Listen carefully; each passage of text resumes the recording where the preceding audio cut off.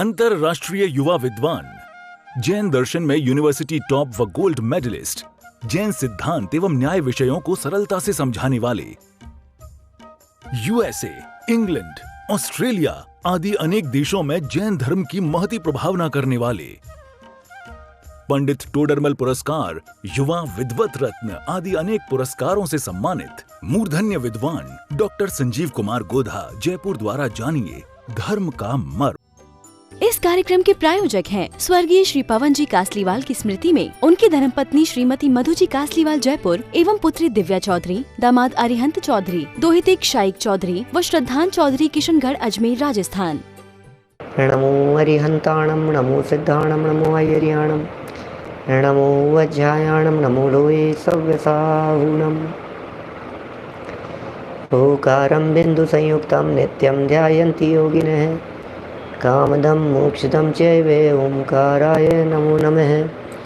अविरल शब्द घनो विप्रक्षालित सकल भूतल मलकलंक, मुनिभिरुपासित तीर्था सरस्वती हरतु नो दुरितान्। अज्ञाने तिमिरान्धानां ज्ञानाञ्जन शलाकया चक्षुरुन्मिलितं येन तस्मै श्री गुरुवे नमः। श्री परम गुरुवे नमः, परम्पराचार्य गुरुवे नमः।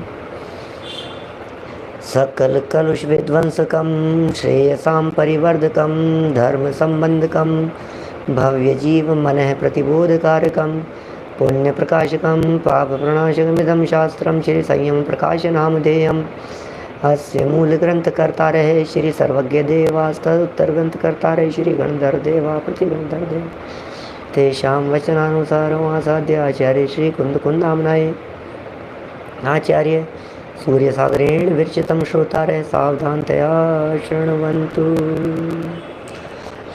मंगलम भगवान वीरो मंगलम गौतमो गणी, मंगलम कुंद कुंदाद्यो जैन धर्मोस्तु मंगलम। सर्वमंगल मांगल्यम सर्वकल्याणकारिकम प्रधानम सर्वधर्माणां जैनम जयतु शासनम, जैनम जयतु शासनम, जैनम जयतु शासनम। संयम प्रकाश नाम का यह ग्रंथ है आचार्य सूर्य सागर जी द्वारा लिखी गई यह रचना, और यहाँ श्रावकों के जीवन निर्माण का प्रसंग चल रहा था। इस प्रसंग में श्रावक किस तरह के होने चाहिए, श्रावकों का जीवन दिनचर्या किस तरह की होनी चाहिए, 3 महत्वपूर्ण नियम जो श्रावक के श्रावकत्व के लिए अनिवार्य कहे हैं उन्हें यहाँ बताया था। उन नियमों में पहला नियम नित्य देव दर्शन करना, दूसरा नियम छान करके पानी पीना, और तीसरा नियम रात्रि भोजन का त्याग करना। रात्रि भोजन के त्याग संबंधी चर्चाएं काफ़ी विस्तार से यहाँ हो गई। अनेक जैन प्रमाणों को प्रस्तुत किया और अन्य धर्म दर्शन में मौजूद भी बहुत सारे प्रमाणों को यहाँ प्रस्तुत किया, और उन सर्व प्रमाणों के आधार पर यह सिद्ध किया गया कि रात्रि भोजन करने वाले के मांस भक्षण का दोष लगता है। इसलिए जैसे भी संभव हो सके रात्रि भोजन का त्याग कर देना चाहिए। रात्रि भोजन का त्याग करने की बात तो यहाँ कही ही है। हमारे यहीं जिनागम में उस रात्रि भोजन के त्याग रूप नियम को छठे अणुव्रत के रूप में भी प्रतिपादित किया है। उस चर्चा को भी हमने यहाँ अपेक्षित विस्तार से देख लिया था। आज एक नई चर्चा, माने बातें तो वही हैं जो अपन लोग सुनते रहते हैं, लेकिन एक नए एंगल से यहाँ की जा रही है। शायद इस रूप में हमने कभी नहीं सुनी होगी। 17 प्रकार के अनर्थ। क्या बात कर रहे हैं साहब कि हाँ, ऐसे कुछ कार्य हैं जिन कार्यों को अनर्थों की श्रेणी में रखा गया है। अरे भैया, अनर्थ नहीं हो जाए, अनर्थ नहीं हो जाए, ये क्या कर रहे हो भाई साहब, अनर्थ हो गया। कभी कुछ गलती हो जाती है, सामने वाला डांटने लगता है, तो पलट करके यह भी कह देता है इसमें क्या अनर्थ हो गया, क्या हो गया, इसमें कोई अनर्थ थोड़ी ना हो गया, हमने थोड़ा सा ये मांग लिया तो कोई अनर्थ थोड़ी ना हो गया, रोड पर यदि हमने किसी से लिफ्ट मांग ली तो अनर्थ थोड़ी ना हो गया, यदि मैं मंदिर में गलती से मोजे पहने हुए चला गया तो अनर्थ थोड़ी ना हो गया, मैंने यदि रात्रि में पानी पी लिया तो अनर्थ हो गया क्या, अरे मैंने यदि किसी कुदेव के आगे माथा टेक दिया तो ये कहना चाह रहे हैं भैया तुम समझ लो, अनर्थ की श्रेणी में 17 बातें आती है, जिन 17 बातों के जीवन में होने पर वे अनर्थ में बदल जाती हैं। हमारी लाइफ में, हमारे जीवन में किसी भी प्रकार का अनर्थ नहीं हो, सुशील जी साहब दौसा से, हमारे जीवन में किसी भी प्रकार का अनर्थ नहीं हो, इसके लिए क्या करना चाहिए? बोले पहले जानो तो सही अनर्थ होता क्या है, पहले समझें तो सही अनर्थ कहते किसे हैं, पहले हमारे दिलो दिमाग में आए तो सही कि आखिर अनर्थ क्या हैं। 4 लाइनों का बहुत ही सुंदर यहाँ ये दोहा चौपाई वगैरह दिया है, 4 लाइनों का बड़ा सुंदर है। इसमें 17 प्रकार के नाम गिनाए हैं। मैं यहाँ से पढ़ता हूँ, 4 लाइन का बहुत ही सुंदर छंद है, अर्थ भी बड़ा मार्मिक है, इसमें अनर्थ दंड वाली बातें भी शामिल हो गई हैं। इन बातों को हम पढ़ेंगे, समझेंगे, जीवन में उतारेंगे और जीवन में उतारकर अपने जीवन का निर्माण करेंगे। 206 नंबर पेज देखिए, 206 नंबर पेज, बीच में 4 लाइनें दी हुई है। कुगुरु कुदेव कुवृष की सेवा, अनर्थ दंड अधम व्यापार, जुआ मांस मद्य विष्या, चोरी परतीय हिंसन दीन शिकार, त्रस की हिंसा स्थूल असत्य रूप, बिन छानो जल निशियार, यह 17 अनर्थ जग माही, याव जीव करो परिहार। इतना सुंदर लिख दिया है। कुगुरु कुदेव कुवृष की सेवा, अनर्थ दंड अधम व्यापार, जुआ मांस मद वैश्या चोरी, परतीय हिंसन दीन शिकार, त्रस की हिंसा स्थूल असत्य रूप, बिन छानो जल निशियाहार, यह 17 अनर्थ जग माही, याव जीव करो परिहार, याव जीव करो परिहार। जब तक जीव है क्या, तब तक परिहार कीजिए, जब तक जीवन है तब तक इन चीज़ों का त्याग कीजिए। 17 प्रकार की ऐसी बातें कही गई है जिन्हें जिनागम में अनर्थ कह करके पुकारा गया है। ये अनर्थ करने वाली हैं। कौन कौन सी हैं ये अनर्थकारी चीज़ें, जरा पढ़ते हैं, देखिए क्या कह रहे हैं। मध्यम पाक्षिक श्रावक को छंद का अर्थ करूं क्या, आप लोग चाहते हो तो। देखो, कुगुरु ये अनर्थ हैं और करो परिहार अंतिम शब्द हैं इन 4 लाइनों के। करो परिहार को सबके साथ में लगाना है। कुगुरु के साथ में करो परिहार, कुदेव के साथ में करो परिहार। कुवृष, वृष माने होता है धर्म, कुवृष माने खोटा धर्म, उसकी सेवा माने कुदेव की सेवा, कुगुरु की सेवा, कुधर्म की सेवा। और फिर अनर्थ दंड, अनर्थ दंड और खतरनाक है।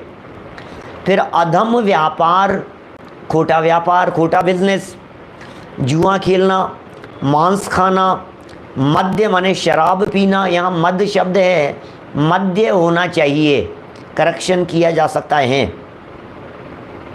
मद्य शराब, मद माने होता है घमंड, मद शब्द छपा है, मद्य होना चाहिए।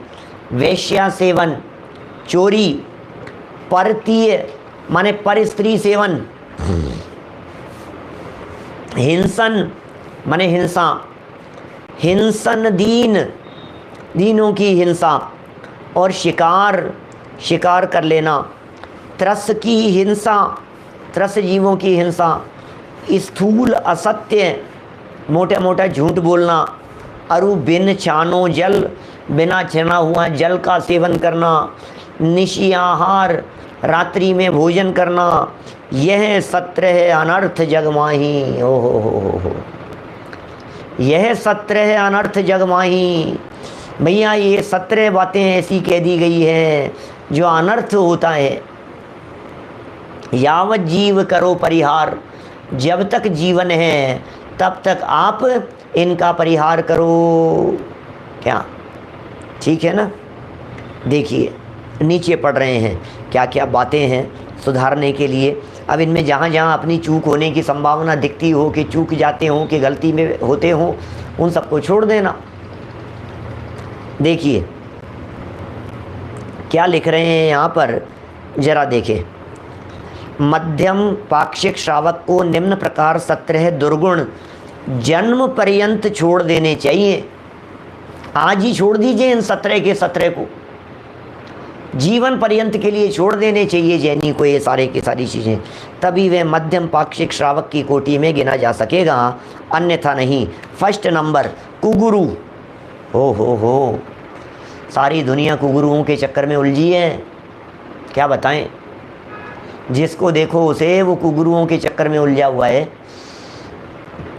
बताने वाले मिल जाते हैं, सिखाने वाले मिल जाते हैं, खोटा उपदेश देने वाले मिल जाते हैं, जैसे जो बातें बताने वाले मिल जाते हैं। अब ये उलझ जाता है बेचारा, उनमें क्या करे, फंस जाता है। परिग्रह रखने वाले रागी द्वेषी व्यक्ति की सेवा, ये कुगुरु हैं। माने वे सभी जीव कुगुरु हैं जो परिग्रहधारी हैं, वे सभी जीव कुगुरु हैं जो रागी द्वेषी हैं। यदि उनकी सेवा की जा रही है तो ये कुगुरु की सेवा कहलाएगी और ये ठीक नहीं है, ये अनर्थ कर देगी। दौलत राम जी ने छेड़ाला में ऐसा लिखा है, यदि इन कुगुरु की सेवा की गई तो ये खुद तो पत्थर की नौका के समान हैं, डूबेंगे ही और हमें भी डुबो देंगे। ते कुगुरु जन्म जल उपल नाव, वे जन्म जल संसार रूपी इस समुद्र में पत्थर की नौका के समान हैं जो डुबो देने वाले हैं, इसलिए इनकी सेवा हमारे लिए अनर्थ करने वाली होती है। पॉइंट नंबर 2, कुदेव रागी द्वेषी मानी देवताओं की उपासना। क्या रागी द्वेषी जो देवताएं हैं, उन देवताओं की उपासना यदि करेंगे तो भी डूब जाएंगे भाई साहब, ये अनर्थ करने वाले हैं। रागी द्वेषी देवताओं की यदि उपासना की गई है तो अब कौन रागी हैं कौन द्वेषी हैं? जिनके पास में अस्त्र शस्त्र रखे हैं वे सब रागी द्वेषी हैं, उन सब को छोड़ना। क्या वे सब रागी द्वेषी दिखाई दे रहे हैं? ठीक है साहब, छोड़ देंगे, कुदेवों के आगे भी मस्तक नहीं झुकाएंगे। पॉइंट नंबर 3, कुवृष खोटे धर्म, जिनमें जीव हिंसा का वर्णन हो उसे पालन करना। जीव हिंसा का वर्णन हो उसे पालन करना, ये सब 17 बतलाएंगे और फिर कहेंगे कि इन्हें छोड़ देना, इन 17 बातों को। तो अभी तो ये कह रहे हैं रागी द्वेषी की सेवा की, रागी द्वेषी देवताओं की उपासना की, खोटे धर्म में जिसमें हिंसा होती है उसका पालन किया। बोले ये सब गलत रास्ते पर चल रहा है, ये आदमी अनर्थ हो जाएगा इस व्यक्ति का, इसे पता नहीं है कि ये क्या करने वाला है, कहाँ पहुँचने वाला है। फिर बिना प्रयोजन के पाप कार्यों में प्रवृत्त होना, ओहो, इसे अनर्थ दंड कहते हैं। अनर्थ दंड के ऊपर तो हमारे 5-7 प्रवचन हैं पुरुषार्थ सिद्धि उपाय पर किए हुए, अनर्थ दंड के संदर्भ में। उसको शायद अलग से प्लेलिस्ट बना करके डाला या नहीं, ध्यान नहीं है, नहीं तो अलग से डालने योग्य है वो। अनर्थ दंड डाला है शायद, अनर्थ दंड, बिना मतलब के पाप, इस तरह की हेडिंग होगी प्लेलिस्ट पर, बिना मतलब के पाप।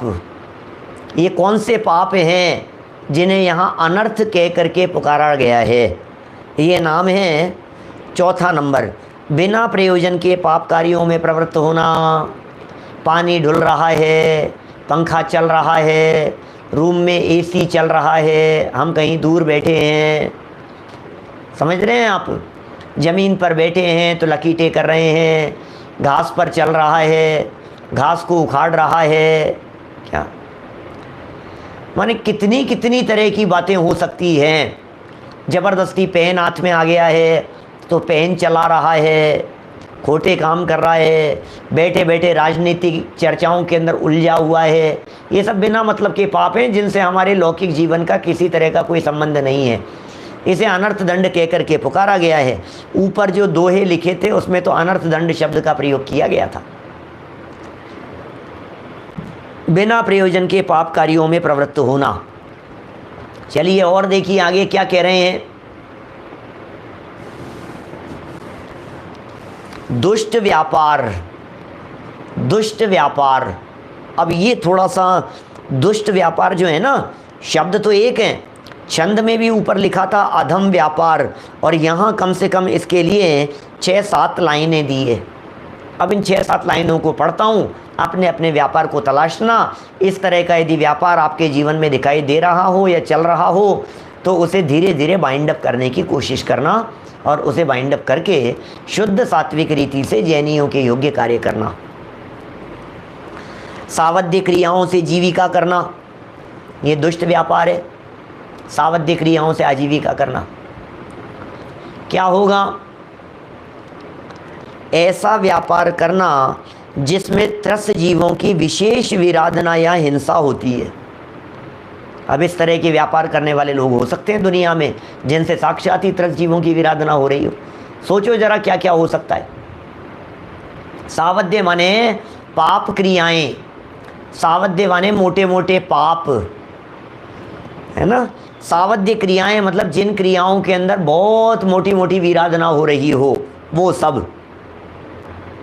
जैसे जंगल कटवाना, अब जंगल ही कटवा रहे हैं, लोगों के होते हैं इस तरह के प्रोफेशन, बिजनेस इस तरह के होते हैं। जंगल कटवाना। अग्नि से जीविका करना। अग्नि से जीविका कैसी हो सकती है? ये भी हो सकती है, लकड़ियाँ बेचते हैं, किस तरह की? जलाने के लिए, चूल्हे में जलाने के लिए। अब ये लकड़ियों से कर रहे हैं, चाहे अग्नि से कर रहे हैं। इसी तरह से और कई चीज़ें लिखी हैं आगे। बैलगाड़ी या ऊंट गाड़ी को जोत कर व्यापार करना, इसका मतलब पशुओं को पाल लिया। बैलगाड़ियाँ रख रखी है, घोड़ा गाड़ी रखी हुई है, ऊंट गाड़ियों को जोत जोत करके व्यापार करते हैं। तो आपको समझना पड़ेगा भाई साहब, ये तो खतरनाक काम है। अरे साहब, हम उन्हें पालते हैं तो हम तो उन्हें अपने घर की तरह रखते हैं। भैया तुम कितना भी घर की तरह रखो, पराधीन स्वप्ने हो सुख नाही। माने ये जो ऊंट बैलगाड़ी वगैरह को जो जोतने की बात कही है, इसमें और भी बहुत तरह की चीज़ें आ जाएगी। इसमें इस तरह की चीज़ में आ जाएगी कि पशु आदि को पालना, वो भी इसमें आ जाएगी। वैसे नीचे भी लिखा है पशु आदि को बेचना, लिखा है आगे एक पॉइंट, लेकिन इनसे व्यापार नहीं करना। चलिए और बढ़ते हैं, फिर और बातें निकलेगी तो और करेंगे चर्चा। आतिशबाजी या बारूद बेचना। अब बहुत सारे लोगों का आतिशबाजी का ही काम होता है, बारूद का ही काम होता है, पटाखों की शॉप लगाते हैं। नहीं भाई साहब, जैनी व्यक्ति पटाखों की शॉप नहीं लगाएगा, जैनी व्यक्ति बारूद का व्यापार नहीं करेगा। क्या नहीं करेगा भाई साहब?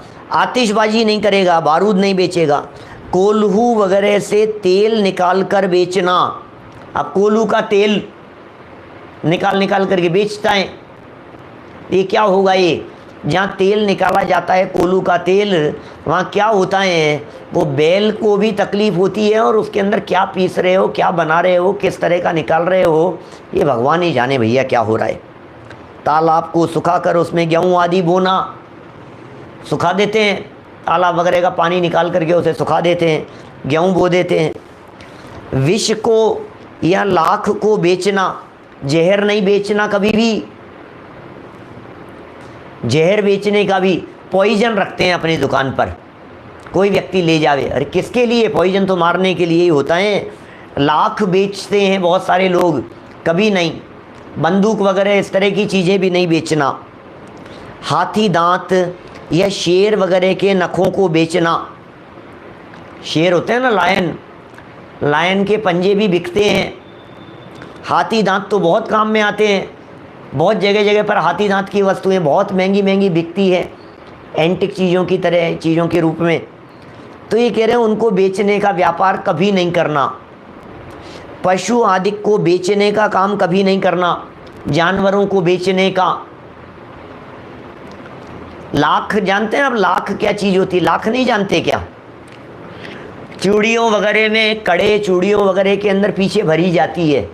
लाख का उपयोग जैनियों के द्वारा करने योग्य नहीं है, बहुत हिंसा से बनती है वो लाख, उसका उपयोग नहीं होना चाहिए। तो पशु आदि को बेचना, मक्खन बेचना या शहद बेचना, चर्बी, शराब बेचना इत्यादि अनेक प्रकार की पाप क्रियाओं को करके जीविका करना, उसे दुष्ट व्यापार कहते हैं। होटलें वगैरह चलाना जहाँ खूब रात्रि भोजन चलते हों, शराब मिलती हो, पी जाती हो, ऐसे ऐसे काम नहीं होते भाई साहब। लेदर का काम नहीं हो, चमड़े का काम नहीं हो, कितनी तरह की बातें हैं। पशु मेला लगाएं, भट्टियाँ चलाएं। भाई यदि इनमें से कितने तरह के काम बतला दिए हैं। रेशम के वस्त्रों का व्यापार करें। अब यदि सोचिए आप एक बार गंभीरता से, इनमें से बहुत सारी चीज़ें ऐसी हो सकती हैं, इतने सारे लोग जब सुनते हैं, 24 घंटे में तो कितने लोग सुन लेते हैं। तो यदि किसी भी व्यक्ति की बात कहता हूँ, इनमें से कोई भी व्यापार यदि आपके यहाँ हो रहा हो किसी भी तरह का, तो धीरे धीरे धीरे उसे बाइंड अप करने का प्रयास करना। निरंतर अंदर में भावना और परिणाम ये रखना, यह कार्य हमारे करने योग्य नहीं है। पहले से चला आ रहा है, कर रहे हैं, लेकिन अब समय ऐसा आ गया है, समझ नहीं थी तो करते थे, अब यदि समझ आ गई है तो अब धीरे धीरे करके हम इसे बंद करेंगे, कम करेंगे, और कम करते करते ख़त्म करते हुए हम योग्य रीति से, शुद्ध सात्विक रीति से ही व्यापार करेंगे। ये तो अभी पॉइंट नंबर 5 चल रहा है। अनर्थ है ये सब। हम यदि जैनी होकर के मांस का, चमड़े का व्यापार करते हैं, तो यदि हम जैनी होकर के इस प्रकार का काम करते हैं तो क्या ठीक है ना? महान त्रस जीवों की हिंसा का काम है। मक्खन है ना, मक्खन जिसे बटर कहते हैं, बटर अभक्ष्य है। त्रस जीवों के का शरीर है साक्षात वो मक्खन, उसमें 2 इंद्रिय आदि त्रस जीवों का पिंड है। वो मक्खन जो बनता है, उसके बनने में ही बहुत हिंसा हो जाती है, क्योंकि जो दूध की मलाई है कि घी जहाँ से वो निकाला गया है, जिसमें से कितने दिन तक उसको इकट्ठा किया गया है, अरे वो जीवों का पिंड जब हो जाता है तब उसे आंच के ऊपर पका करके वो मक्खन निकाला जाता है। घी अलग कर लेते हैं और मक्खन निकालते हैं। ये सब बहुत खोटे कार्य हैं, इन सब के लिए निषेध किया गया है हमारे यहाँ। गैस एजेंसी वगैरह भी हो सकती है। अब कहाँ तक बतलाएं भैया, थोड़े से एग्जाम्पल दे दिए हैं, अब आप समझ लीजिए इन सब चीज़ों के अंदर। कीटनाशक का व्यापार भी इसी तरह का होगा, है ना? देखिए, व्यापार के यहाँ दुष्ट व्यापार का निषेध कर दिया गया, अनर्थकारी है। अभी हम ये कहना चाह रहे हैं, आप अपनी बुद्धि से, आप अपनी शक्ति से, आपको यदि लगता है कि भई ये मेरे योग्य नहीं है, आपको यदि लगता है कि इस चीज़ के अंदर बहुत हिंसा हो रही है, तो आप उसको निकाल दीजिए, छोड़ दीजिए धीरे धीरे करके। इस कार्यक्रम के प्रायोजक हैं स्वर्गीय श्री पवन जी कासलीवाल की स्मृति में उनकी धर्मपत्नी श्रीमती मधु जी कासलीवाल जयपुर एवं पुत्री दिव्या चौधरी, दामाद अरिहंत चौधरी, दोहिते शाइक चौधरी व श्रद्धान चौधरी किशनगढ़ अजमेर राजस्थान।